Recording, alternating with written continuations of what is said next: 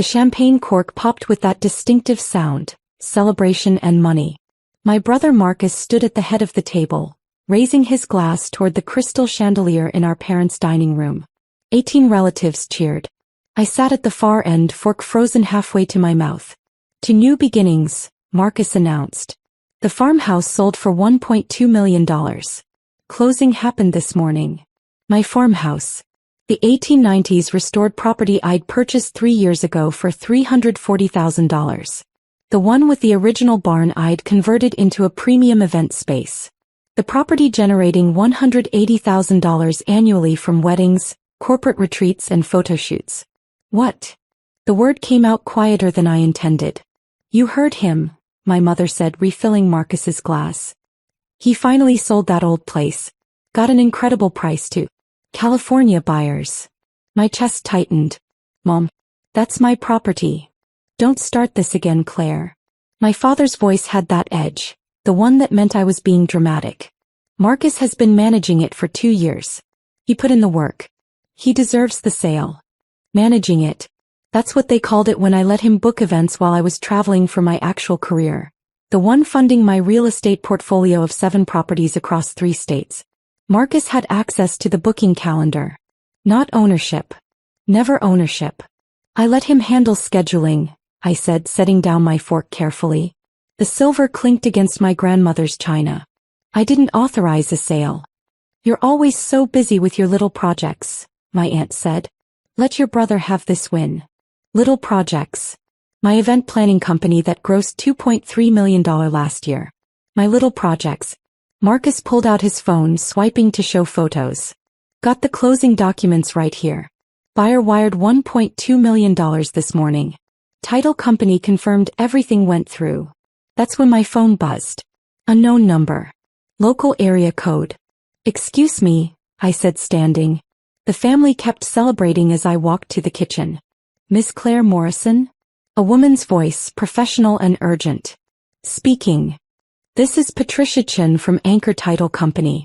I'm the senior title examiner.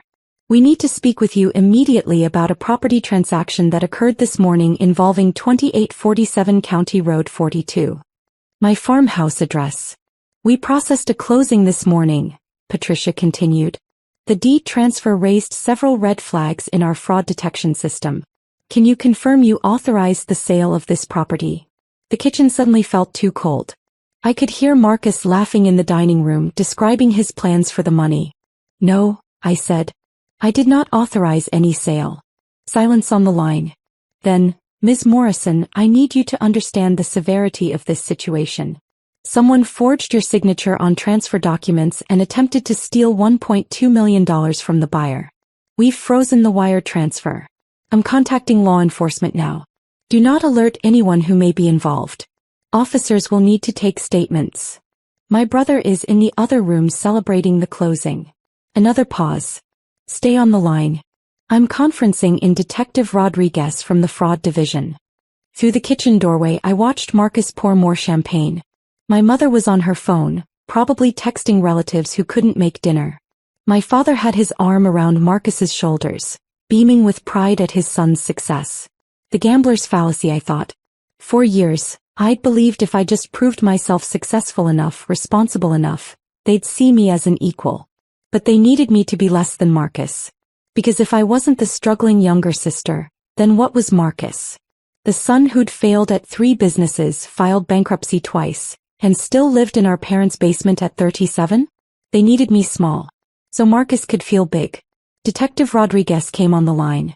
Ms. Morrison, I need you to keep everyone in that house until we arrive. We're 10 minutes out. I walked back to the dining room. Marcus was showing my uncle the wire transfer confirmation on his banking app. $1.2 million pending in his account. Who was that? My mother asked. Title company, I said, sitting back down. They had some questions about the closing. Marcus's smile faltered for just a second. That little tell, the jaw tightening, the eyes darting left. Then he recovered. All standard procedure. They called me earlier too. Really? I picked up my wine glass, swirled it once. What did they ask you? Just confirmation stuff. Making sure everything was legitimate. He laughed, but it sounded forced now. Why, Did they bother you with the same questions? Something like that. My phone buzzed again. Text from Patricia Chin. Officers arriving in 3 minutes. Buyer protection hold activated. Wire transfer frozen. Criminal investigation opened. I picked up my knife, cut into my chicken. The meat was tender, falling apart easily. Marcus, I'm curious. When you say you managed the property for 2 years, what exactly did that involve? Bookings, maintenance, dealing with vendors. He took another sip of champagne. You know, all the actual work while you were off doing whatever. The actual work, I repeated. Like paying the $2,800 monthly mortgage from my account? Or the $45,000 I spent on the barn conversion? Or the $12,000 liability insurance I pay annually? Well, someone had to be there physically. You mean the property manager I pay $3,000 monthly? The one who lives in the renovated caretaker's cottage. The table got quieter. My aunt set down her glass. Claire, don't nickel and dime your brother, my father said. He put in effort. He deserves compensation. Compensation, I said. Like the 15% booking commission I paid him on every event? That came to $27,000 last year alone. Was that not enough? Marcus's face flushed. You think that's enough for everything I did? I think $1.2 million for a property you don't own is probably too much. The doorbell rang. 3 sharp, official knocks that made everyone jump. My mother stood. Who could that be? I'll get it, I said. 2 officers stood on the porch. Behind them, an unmarked sedan. Detective Rodriguez and Patricia Chin from the title company. I'd seen her LinkedIn photo during the phone call. Miss Claire Morrison? The first officer asked. Yes. We need to speak with everyone inside regarding a real estate fraud investigation. I stepped aside. The officers entered, followed by the detective and Patricia. Patricia carried a leather portfolio, thick with documents. The dining room fell silent. Marcus stood slowly, champagne glass still in his hand. Marcus Andrew Morrison? Detective Rodriguez asked. Yes. I'm Detective Rodriguez with the Fraud Division. We need to ask you some questions about the property closing that occurred this morning at 10:47 a.m. What's this about? My father demanded. My son just closed on a property. Everything's legitimate. Patricia opened her portfolio. Mr. Morrison, you attempted to sell property located at 2847 County Road 42. Is that correct? It's not attempted, Marcus said. The closing happened. The money's in my account. Actually, Patricia said, pulling out documents, the wire transfer was frozen at 2:14 p.m. when our fraud detection system flagged multiple irregularities. The signature on the deed transfer doesn't match Ms. Claire Morrison's signature on file. The notary stamp is fraudulent. The notary listed retired 3 years ago. And the power of attorney document you submitted was fabricated. She laid the documents on the table. My mother's hand flew to her mouth. This is ridiculous, Marcus said, but his voice cracked. I have every right. You have no rights to this property, Patricia interrupted. Ms. Morrison is the sole owner. You forged her signature, fabricated legal documents, and attempted wire fraud of $1.2 million. The buyer is protected, they'll get their deposit back. But you, Mr. Morrison, are facing multiple felony charges. Detective Rodriguez stepped forward. Marcus Morrison, you're under arrest for wire fraud, forgery, and attempted grand larceny. The handcuffs came out. Marcus's champagne glass slipped from his hand, shattering on my grandmother's hardwood floor. Bubbles and crystal shards everywhere. An expensive mess. This is insane, my mother shouted. Claire, tell them this is a mistake. I stayed seated. It's not a mistake, Mom. He forged my signature and tried to steal my property. But he's your brother. And I'm your daughter. The one who actually owns the farmhouse. The officers read Marcus his rights. My father stood frozen, watching his son get handcuffed in his own dining room. 18 relatives stared in complete silence. Patricia turned to me. Ms. Morrison will need your formal statement. The buyer is willing to proceed with the legitimate purchase if you're interested in selling, but that's entirely your decision. They're quite understanding about the situation. I'll need to think about it, I said. Of course. Here's my card. We've also contacted the FBI since wire fraud crosses federal jurisdiction. You may hear from them as well. As they led Marcus out, he looked at me. Not angry, not defiant, just confused, like he genuinely couldn't understand why this was happening. Like he'd really believed the property was his to sell. After they left, the dining room stayed silent. 17 relatives, Marcus was number 18, stared at me like I'd just committed the crime. You called the police on your own brother, my mother said finally. Her voice shook. No, I corrected. The title company detected fraud and contacted authorities. That's what happens when someone tries to steal $1.2 million. He wouldn't have gotten any money if you just let him have the property, my aunt said. You have 6 others. Why couldn't you give him one? The ghost ledger materialized in my mind. Not on paper, but I could see every entry clearly. Years of managing while I paid every expense. Cost equals my credibility as property owner. Every family dinner where his hard work got praised. Cost equals recognition for my actual investment. Every time they called my empire little projects. Cost equals respect, never refunded. Being told to give him this win. Cost equals my right to own what I purchased. Today watching them toast his theft. Cost equals family, supposedly priceless but apparently worth less than his ego. Because it's mine, I said simply. I bought it. I renovated it. I built the business. It's not giving him one. It's letting him steal from me. My father stood. I think you should leave. I think you're right. I gathered my purse, my coat. At the door I turned back. For the record, the farmhouse generates $180,000 annually. I have 7 properties. Combined they're worth $3.8 million. My event planning company did $2.3 million in revenue last year. These aren't little projects. This is my life's work. And I'm done pretending I owe any of you access to it. Don't come back, my mother said. I won't need to. The investigation moved with surprising speed. The fabricated notary stamp. Marcus had literally ordered it online. The forged signature. Not even a good forgery, according to the handwriting analyst.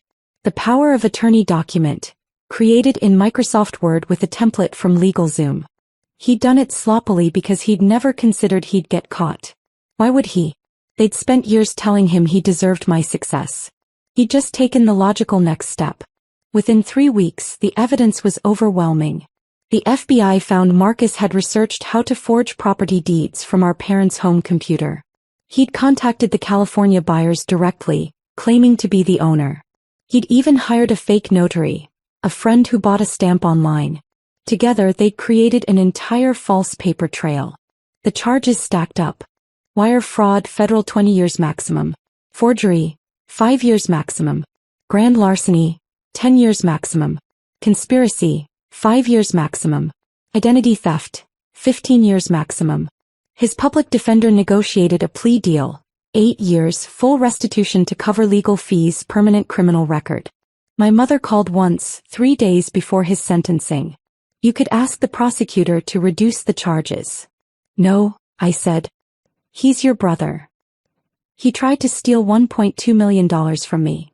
Family forgives. Family doesn't forge signatures. She hung up. I blocked the number. The extended family fractured predictably. 12 relatives sided with my parents. Blood is blood, forgiveness is mandatory. I'd ruined Marcus's life over money. 5 sided with me. Theft is theft, fraud is fraud. He'd done this to himself. The farmhouse continued operating. The property manager kept booking events. Revenue stayed strong. 6 months after that dinner, I'm sitting in the renovated barn during a corporate retreat. 50 executives from a tech company, paying $35,000 for the weekend. Through the original barn windows I can see the main house, the converted caretaker's cottage, the garden where we host outdoor ceremonies. My phone buzzes. Email from Patricia Chin at the title company. Ms. Morrison wanted to update you. The buyer from the failed transaction heard about the situation. They're still interested in purchasing if you ever decide to sell. They appreciated your integrity throughout the investigation. Current offer, $1.4 million. No pressure, just wanted you to know the option exists. $1.4 million. $200,000 more than Marcus tried to steal. I archived the email. Maybe someday I'll sell. But not because I need the money. Not because anyone pressured me. Because I chose to. Marcus is in a minimum security federal prison. He'll serve at least 6 years. My parents used their retirement savings on legal fees. $147,000 fighting charges that the evidence made indefensible. They sold their house, downsized to a condo. They're working part-time at 68 and 70. They spend holidays alone now. The relatives who sided with them split into factions. Some blaming my mother for raising a thief, others blaming my father for enabling him, all of them finding someone to fault. Meanwhile, I'm expanding. Property number 8 closes next month. A historic inn in Vermont. Property number 9 is under contract. A warehouse conversion in Portland. My event company signed 3 corporate contracts this quarter worth $890,000 total. I hired an estate attorney who created an irrevocable trust. Everything's protected now. Clear succession plans, fraud protections, no vulnerabilities. I get a card from my younger cousin Emma, one of the 5 who sided with me. Thank you for not letting them gaslight you, it says. Watching you stand up for yourself gave me permission to set boundaries with my own parents. 3 other cousins have reached out. We have quarterly dinners now. The ones who understand that family isn't a license to steal, manipulate, or exploit. The people who made me feel guilty for owning what I built or paying for crimes they enabled. The son they placed on a pedestal is in prison for trying to steal my property. The relatives who called my empire little projects, now whisper about my success with resentment instead of dismissal. Me. I'm in my farmhouse barn watching executives network in the space I created, generating revenue from the property I protected, building the empire they tried to minimize and steal. Marcus thought he could just take it. My parents thought I should just give it. The family thought I owed them access to my success. Turns out the only thing I owed was the truth. And the truth costs more than they could afford.